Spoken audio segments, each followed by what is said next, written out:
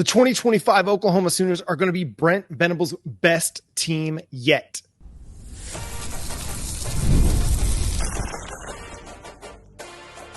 You are Locked On Sooners, your daily podcast on the Oklahoma Sooners. Part of the Locked On Podcast Network, your team every day.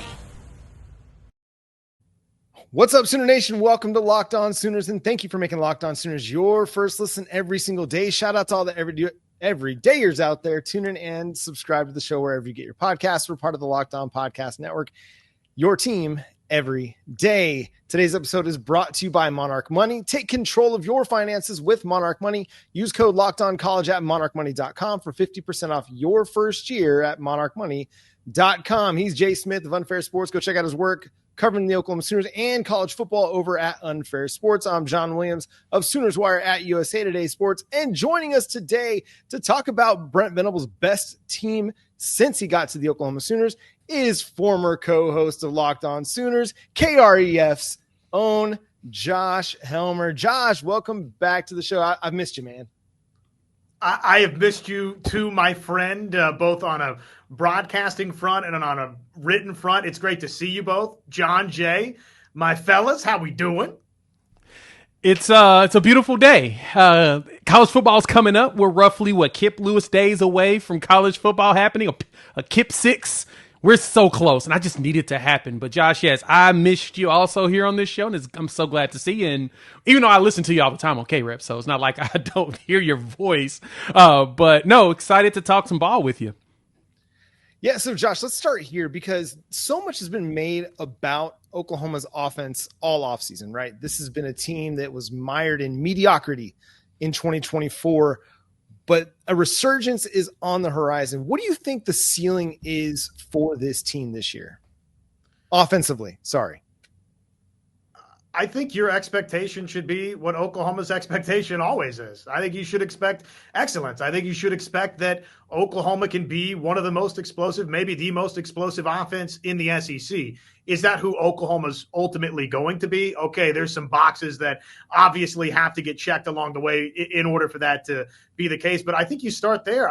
My expectation is that this is going to be radically improved overnight for Oklahoma. You went and you got John Mateer out of the transfer portal. He comes over with Ben Arbuckle, who, of course, there's great familiarity with those two guys together. So my thought is that you can just take this thing. You went and you got another big transfer portal win at a position that you needed to go get some help at running back in Jaydn Ott. So my hope is that you can be one of the SEC's best now, right now today.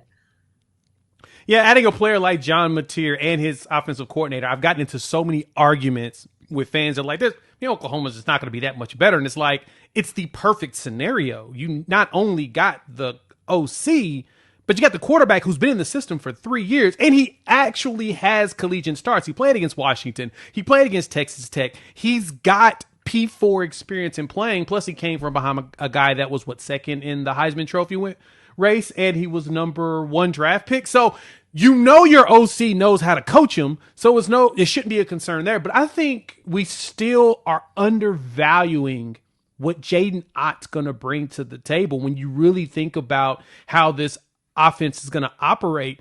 You actually have a bell cow at running back. What do you think about Ott's addition? And do you see what I mean when I say I feel like he's truly being undervalued? Yeah, there's been so much attention, and understandably so. I midway through last season made the remark to Plank, and he thought maybe it was a little too much, too soon, too fast. But I said midway through last year coming out of the Texas game that to me it was clear by that point OU had a quarterback problem. They had to go into the transfer portal and address it. So because of that reality, there's been obviously so much attention on John Mateer and on Coach Arbuckle. But in that, Oklahoma had a lot of problems offensively. They couldn't really successfully block folks. They, of course, were hurt across the board. All the wide receiver injuries. I know everybody. I can see your comments now. I know, not again. Enough already. I'm sick of talking about injuries. The offensive line, same revolving door there. But there were a lot of issues that Oklahoma had offensively, and I think one of them was also in the backfield at running back. I don't think they were good enough at running back a season ago. So OU, whether it was Brent Venables, if it was a collection of minds sitting down saying, hey, we have got to get better across the board offensively. They saw an area where I do think, Jay, they needed a game breaker. They needed somebody at running back that can just go make a house call every now and again if it's blocked up right. I don't know that they had that a season ago, but they certainly have that now, we hope, right, with Jaydn Ott. So I think it's a big addition, no doubt about it. We're joined today by Josh Helmer on Locked On Sooners of KREF. You can hear him mornings on KREF with Dari Noka on the Dari Noka Show.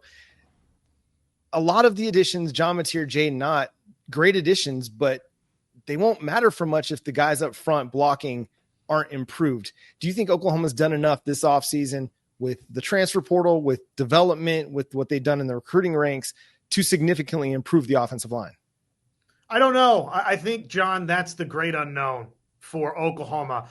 I'm pretty confident in saying that, look, there weren't a lot of other places to go but up for the quarterback play and the ball security issues that you had a season ago. I just told you I thought running back was an area that Oklahoma needed to improve, and I think they've done so in the transfer portal. Offensive line, though, was at the root of all of the issues that the Sooners had a season ago. So I think, yes, they will be better by the virtue of experience, seat time alone, right, by better health. Should help Oklahoma. I think they've gone and found somebody they like. Speaking of the transfer portal, in Derek Simmons, that it seems like he's going to be somebody that starts for Oklahoma.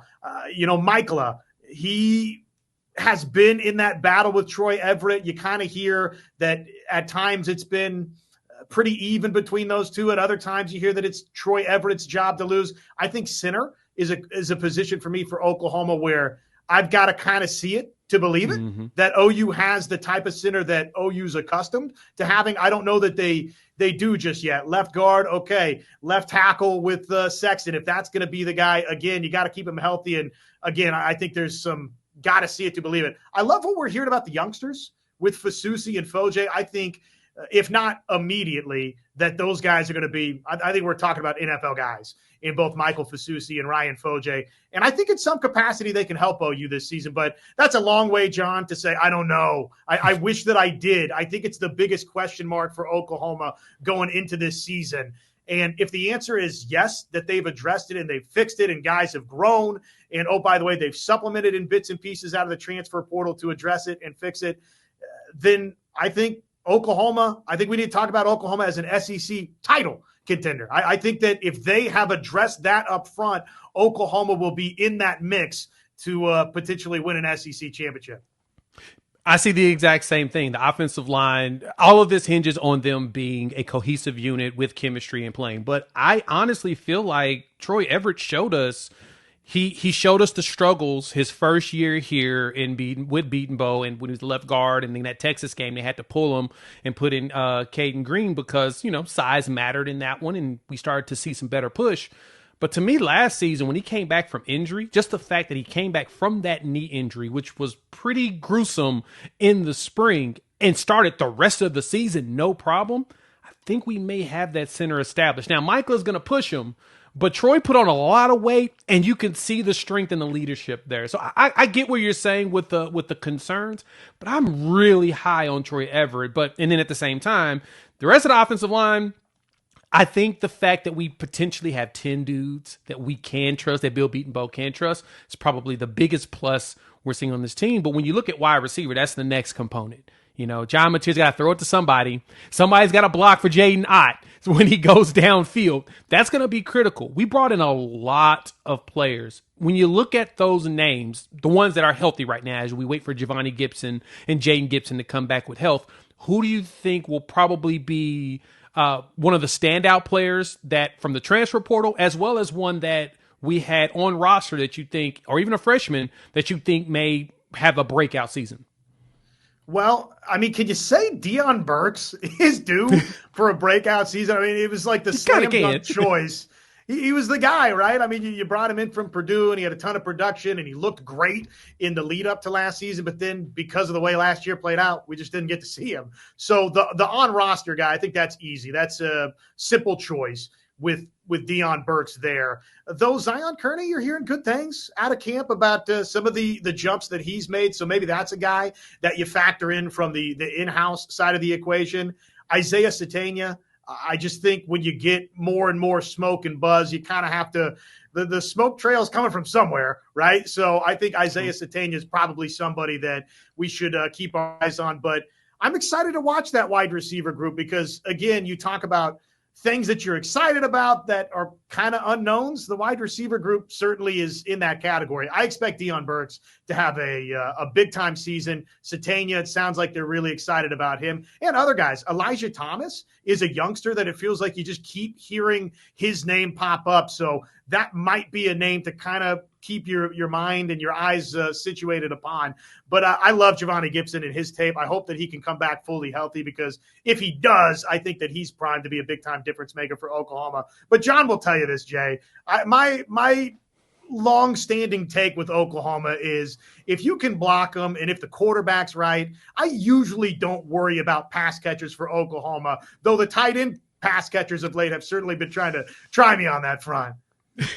Yeah, Josh is always of the mind that Oklahoma is always going to be able to recruit wide receivers, and there's a lot of evidence to support that. So that's not a concern. I'm glad you mentioned Elijah Thomas, ET, because that's a dude that I think we're going to hear Toby Rowland using ET phone home at one point in time this season when it comes to a house call, getting a touchdown score, because that guy has just been buzzing all throughout camp, whether it's in the scrimmages or practice, and I'm excited to see what he has to offer. Might be another true freshman that could really stand out. We're going to talk defense with Josh Helmer of KREF coming up next here on Locked On Sooners.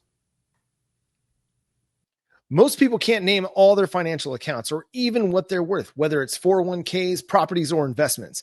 And when you don't have the full picture, you can end up leaving money on the table. That's why there is Monarch Money. It's an all-in-one personal finance tool that brings your entire financial life together in one clean, easy-to-use interface on your laptop or your phone. Monarch Money does the heavy lifting for you. You can link all your accounts in minutes, see clear data visuals, get smart categorization of your spending, and finally feel in control of your money without ever touching a spreadsheet. We linked all our accounts through Monarch, my wife and I, and we have been saving so much by figuring out that, listen, we were spending a little bit too much on fast food, or we were spending too much on clothes that maybe we didn't need at the time. Don't let financial opportunities slip through the cracks. Use code LOCKEDONCollege at monarchmoney.com in your browser for half off your first year. That's 50% off your first year at monarchmoney.com with code LOCKEDONCollege. If you're running a business, every missed call is money left on the table. Think about the last time you needed a service. If the person didn't answer, did you wait? Probably not. You moved on. That's why you need Open Phone, so you never miss an opportunity to connect with your customers. Open Phone is the #1 business phone system designed to streamline and scale your customer communications. Do you juggle 2 phones just to keep business and personal calls separate? Open Phone solves that instantly. Your whole team can share one number and respond to customers like a shared inbox. No more, who's handling this? See why over 60,000 businesses trust Open Phone. They're offering Locked On listeners 20% off your first 6 months at openphone.com/lockedoncollege. That's openphone.com/lockedoncollege. They'll even port over your existing numbers for free. Open Phone, no missed calls, no missed customers.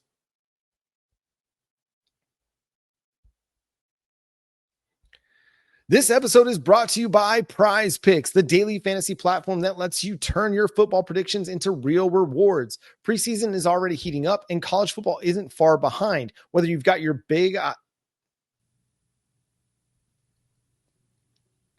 Once again, thanks for making Locked On Sooners your first listen every single day. Shout out to all the everydayers out there. Tune in and subscribe to the show wherever you get your podcasts. We're part of the Locked On Podcast Network, your team every day. So, Josh, the defensive side of the ball has been trending in a really positive direction. I know when we talked, when you were still part of the show, we were talking about the Clemson trend that we saw out of Brent Venables' defenses. Do you think, from a big picture perspective, we're heading towards that top 10 finish in defensive efficiency? You just might be on the precipice of that, just based on that timeline that we spent so many, shows and nights and weeks talking about that. Hey, the statistics tell you that Brent Venables, the defense, it just, boom, it just goes on that, incline up, and it's rapid. And the biggest reason, obviously, for that is what I probably both of you guys, and I'm sure many folks out there are saying the defensive line, guys, has a chance to be one of the best in the SEC. It has a chance to be one of the best nationally. I love the interior of this Sooner defensive line. I love what obviously you got from Jaydn Jackson a season ago, but it's larger than that. It's all of those names inside. Dominic Williams has been tremendous. Halton's been obviously a player in recent years for Oklahoma. David Stone. Now you're waiting for that big you're waiting for the big jump for David Stone. Hopefully he can give that. Maybe some of these other youngsters for Oklahoma. Nigel Smith's kind of an interesting name that was on the outside and now he's inside for OU. So you start thinking about, like what Halton did and what Jaydn Jackson has done. Oklahoma, just with this coaching staff, they've got one of the best defensive tackle coaches in America. So I think you start there. You obviously focus on R. Mason Thomas outside. Mm-hmm. The defensive line for Oklahoma, guys, is legitimate. And I love what they've got at linebacker. It's not just Kip Lewis and a couple of the stardom plays that we saw a season ago. I think that they've cultivated a deep group there, and we'll see about corner, right? I mean, that might be kind of the biggest question mark you'd point to. Some would say the edge position opposite R. Mason Thomas, though you hear good things about Taylor Wine and others throughout this camp. We're all waiting for PJ to take that 5-star leap, and maybe that happens this season. I certainly hope it does, but the defense, man, I think it could be prime for that. It will hinge upon how well those corners develop and can they keep those guys healthy. And if they do, then I think Oklahoma under Brent Venables, they're going to have one of the best defenses in the SEC. And I'm glad. Count me in the camp that I'm happy that Brent Venables is the one pushing the ones and twos for Oklahoma defensively. I just think when that's your bread and butter, let that be your bread and butter. And I think that can only pay dividends for Oklahoma. And that was the one thing I said about Brent Venables being here and why I'm still an advocate of him right now is that if his defense was terrible, yes, fire that man. Because he's here for that specifically. That's why he assembled his staff around him specifically, was to have a good defense. And they're providing that. And so, as you pointed that out, it's on that similar Clemson trajectory. I was looking at some of the numbers. A friend of mine put together the stats. And when Brent Venables got to his third year at Clemson, he had the number 1 ESPN defense efficiency, number 6 in SP+, number 1 in DFEI, number 1 in D-score, number 3 in DSRS, which are all efficiency ratings, right? The next season, it went to number 2, 21st in SP+, 7 in DFEI, D-score, etc. But then the year after that, it went right back up. So you could see where the ebbs and flows was of him building the right players and getting the right players on the roster. I've talked about this a few times here on the show too, is that you can tell this staff likes the players that they recruit because majority of the players, especially on defense, are guys that they got as high school players. And so I know that there's so many concerns about the way the recruiting is going, but you can tell they're going after specific players to play specific roles in specific times on this team, and it's starting to pay those dividends. We're seeing an actually good defense. That is the thing that warms me up. But Josh, I have to ask you, Brent Venables is going back to calling plays, and there's a lot of people that have concerns, but this is not an uncommon thing. How do you feel about him calling plays here this coming season? I'm excited about it. I think do what you are best at. Nobody really had, for the most part, a problem with Lincoln Riley calling offensive plays at Oklahoma. I think it's, for some reason, and I don't even know that this is really the case in the NFL, though admittedly, let's just call it what it is with Brent Venables, right? At times, the game management's not been good enough. And so, for Sooner fans, if you haven't been great in the game management department, which at times Brent Venables in Oklahoma have made some questionable game management decisions across his 3 years so far, and then all of a sudden you're, in some fans' minds, taking that head coach CEO hat off to go call the defense, I understand why that alarms some folks. But it does feel like to me, especially in college football, and maybe it's this way, Jay, in the NFL too, we have a different standard for coaches that want to call defense versus offensive-minded head coaches that want to play call offense. Nobody ever really cares that Andy Reid is dialing up the plays for Kansas City. As a matter of fact, they use it to take away from his offensive coordinators. They say, well, was Bieniemy actually calling the plays? So it's like we don't have that problem with offensive-minded head coaches, but for some reason – in particular, it seems in college football we do with defensive-minded head coaches, or at least that's what I've been exposed to, what we've been exposed to here at Oklahoma. And I don't know why that's the case. So my thought would be if Brent Venables came in as one of the best defensive minds in America, and he obviously did, then I'm good with him calling defensive plays. I don't see why you can't manage all of it and still be a great defensive play caller. To me, there's no reason you can't have somebody on staff that calls timeouts, that tells you to do X, Y, Z in game. So that would just be, I don't know, organizationally how Oklahoma goes about putting those right puzzle pieces in place. But to me, it would seem that why can't you do that? Why can't you have somebody that's in your ear helping you if you need some big picture help at times while still calling defensive plays? I want him calling defensive plays because he's one of the best defensive play callers in college football. Exactly. And that's why you bring in a guy like a Kevin Wilson to be one of your analysts on the staff, or why you hire defensive guys with defensive coordinator experience. You have an experienced offensive coordinator in Ben Arbuckle. You can pretty much let him run the show. You kind of just got to be aware of what's going on offensively, situationally. Do we go for it on fourth down? Are we trying to go hurry up in this moment? Do we want to slow things down right now? Like, that's kind of the bigger picture thing, but I think that's a collaborative approach that they're going to take. And like you said, man, Brent Venables is one of the best in the game for the last 25 years. So I'm willing to deal with some of the game management questions if it means I've got the best defensive coordinator, or one of the best in college football, calling my defense, because that's only a plus.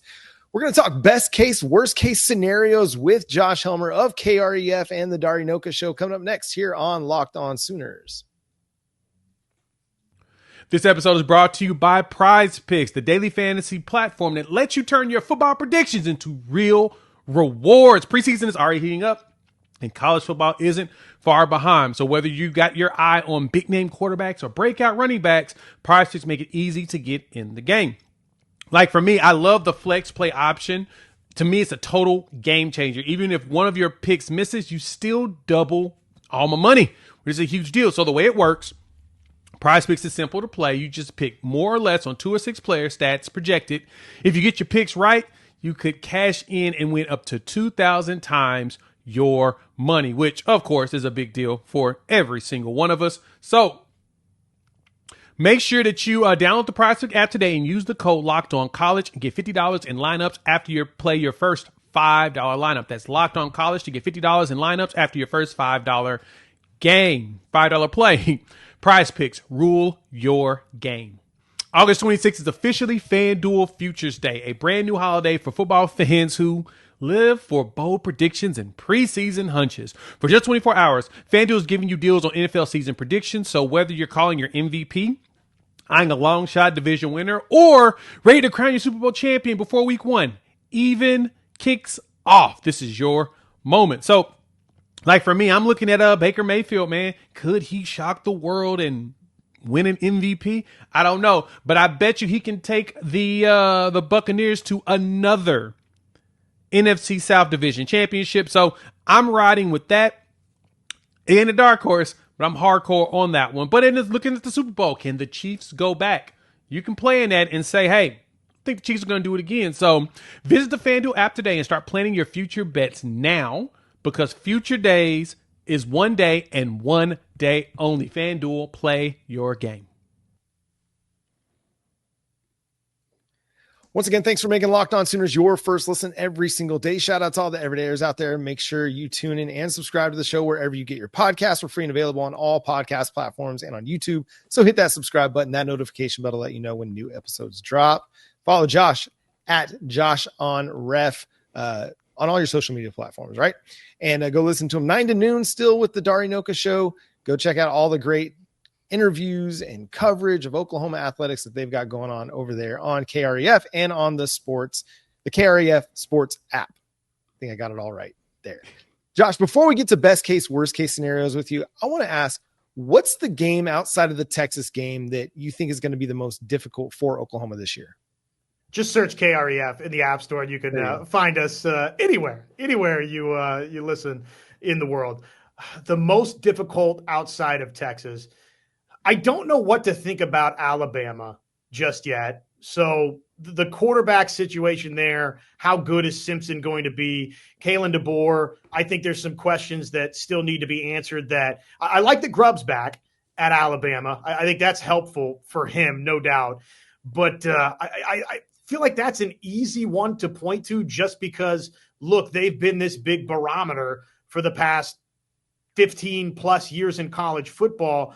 And you got to go there. And, oh, by the way, they're going to have a bone to pick with you because of the stomping that you laid down upon them last year in Norman. So I think that game certainly comes to mind. I would tell you this, though, and we've had this little radio debate, and I'm sure others, this is, we're not the only show on the Darian Oka show that have this kind of conversation, but we've kind of gone back and forth. Which early season game's more important? Is it the Michigan game? Is it the Auburn game? And for me, I cast my ballot for Michigan just because I kind of think the result of that game could help set the stage for what happens in the Auburn game. And I don't know how much you guys are keeping tabs on Auburn, but it's starting to look like a little bit of a train wreck down there at Auburn. So I think that Michigan game's incredibly, incredibly important. And I think it could set the stage for the rest of the season. So I don't know that I just draw it out of a hat and say it's the most difficult, but to me, it's one of the most important. I'm not as high on Texas as others are. I got to see a little bit of it from Arch Manning to believe it. And I think LSU that's who I'm picking to win the SEC. So, I mean, I got to kind of go there maybe in the regular season finale. And let's hope for Oklahoma's sake, there's some big time stakes in that post Thanksgiving Day game, because that would be great news for Sooner fans. So that's like 4 answers for you. But, the Alabama game, I think, makes sense. You could make an argument there. The Michigan game, I think, is arguably the most important just for the entirety of the season. But I think the most difficult game is probably LSU, because I think LSU is the best team on Oklahoma's schedule. Yeah, that's a good point. And I am in agreement on Michigan being the most important game for us, because that's where if John Mateer goes out there and just dominates, then we're going to start the Heisman campaign. The conversation around Heisman is going to happen. And that is the one game that will basically propel him into the national spotlight of, oh, he really is a Heisman candidate, because we know that Michigan's still going to have a solid defense. They did a really good job, not only recruiting, but they proved that they can develop. And even though I'm still extremely hesitant about a true freshman starting on the road with a new offensive coordinator, because he's a true freshman. We all know how that works. If you've ever heard me say this, I don't like starting freshmen. I don't at the beginning of the season. I'm cool with it about game 7, because that means that they've gone through enough bumps and bruises throughout practice to understand what's happening and be able to adjust. But early in the season, I do not like it. And so I'm with you on that one. Michigan is definitely that game in my eyes as well. But I guess the question, with Auburn having really a abysmal reporting, I'm wondering if they're doing this on purpose. I guess you could say that's probably the question I'm asking most. But when it comes to SEC play, do you think that the most critical games for Oklahoma is that 4-game stretch in the middle, or that last 3-game stretch with Alabama, Missouri, and LSU? I'm hoping it's the final 3, because that means that we're talking about Oklahoma as a college football playoff contender. Mm-hmm. But Oklahoma has got to start fast this season. To me, the Michigan and the Auburn games, you got to win both of those. You got to be undefeated going into that OU Texas game down at the Cotton Bowl. If this season, and maybe if this staff's future is going to play out the way that we all want and hope that it will. So, yeah, that Texas, South Carolina, Ole Miss, Tennessee, I mean, just the final 7 games of this thing are absolutely brutal, at least on paper.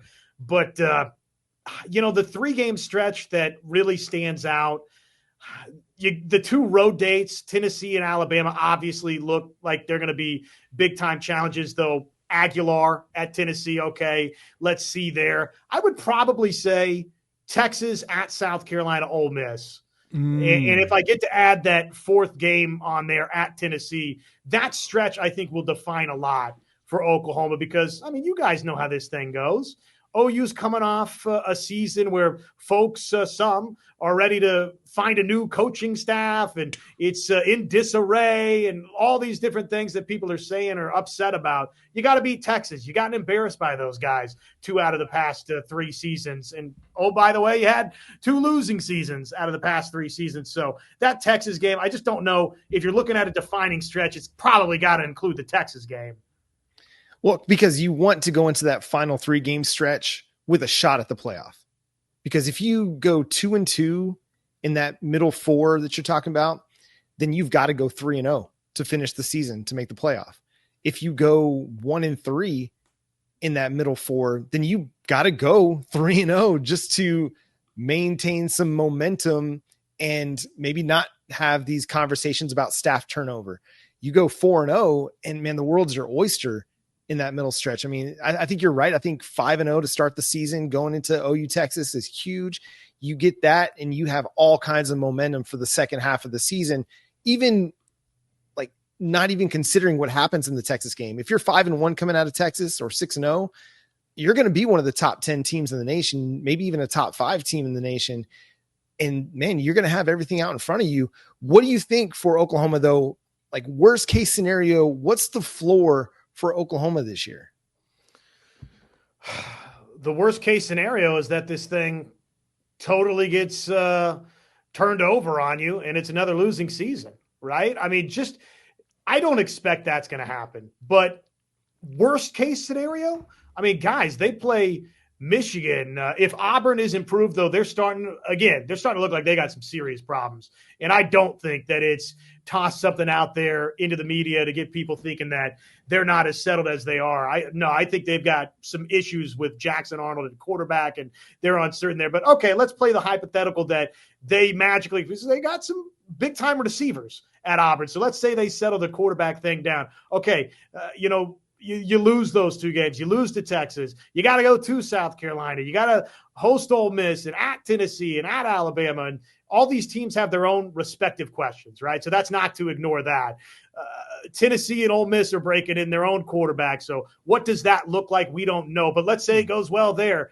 I mean, guys, there's a scenario you could paint where you lose 6 or 7 games. I don't think that's going to be the case. I think Oklahoma is going to be an SEC championship contender. I think they're going to be in the thick of that. I think they're going to be in the thick of the college football playoff hunt because I'm a believer that Oklahoma, by injury and by poor play calling, I think they had a lot of offensive problems, fellas. And I think they've addressed a lot of that by A, getting healthy, by B, some savvy transfer portal acquisitions, not just the John Mateers and Jaydn Ott, but getting a Derek Simmons, obviously the play calling, the difference there that you have with Ben Arbuckle. So best case scenario, I'm not ruling out that they can go win this conference. I think that should be your expectation as an Oklahoma fan. So that's a wide variance for you, but that's kind of what I think we found out. Maybe this league does indeed deliver. We didn't want to believe that totally going in,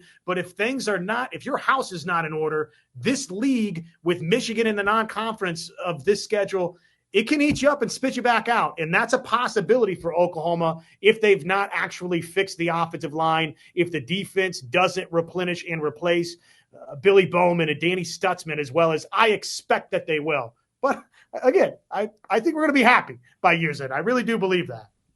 All right, best case, worst case. Best case scenario for Oklahoma, worst case scenario for Oklahoma. Worst case is Sum it all up. Worst case is it's a 500 or losing season and the coaching staff is gone. That's the worst case scenario, regardless of what any Brent Venables detractors out there might be rooting for it. I don't think there's many in the OU fan base actively rooting, but sometimes fans get that way a little bit. And if you're of that mind, that's not good for Oklahoma, for the foundation to get uprooted here, while you also got the athletic director search going on. So that's the worst case scenario, is all of a sudden you're looking for a new athletic director, and oh, by the way, he's looking for a new head football coach and new staff and all these gains that you've made on the recruiting side defensively. I think they've closed a significant gap defensively from where we used to be to where Oklahoma is, where we are today. So, but that's a worst case scenario, right? That's doomsday. Best case scenario, I think you guys see a scenario where you can go win this league. I don't think that's totally out of the realm of possibility. And that's obviously a lot of things have gone right under that scenario. And that's going to do it for today's episode of Locked On Sooners. Thanks so much for tuning in, being a part of the show. Thanks again to Josh for jumping on with us, giving us all his insights on Oklahoma football as we get ready for what's going to be a magical 2025 season. Sooner Magic, Mateer Magic, it's all coming together. It's going to be great. We're going to have a good time here on Locked On Sooners, so make sure you're subscribed to the show wherever you get your podcast. Go follow Josh at Josh on Ref. Listen to him Monday through Friday from 9 to 9 on the Darinoka Show on the KREF app.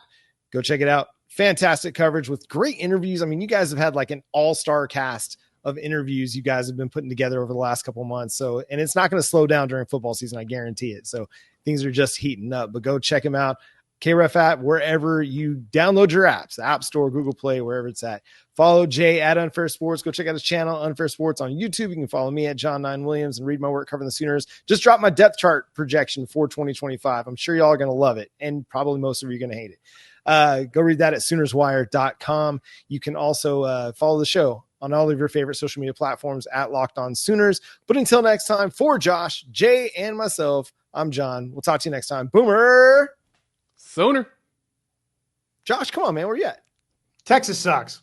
There you go. That's what I'm talking about. Coming in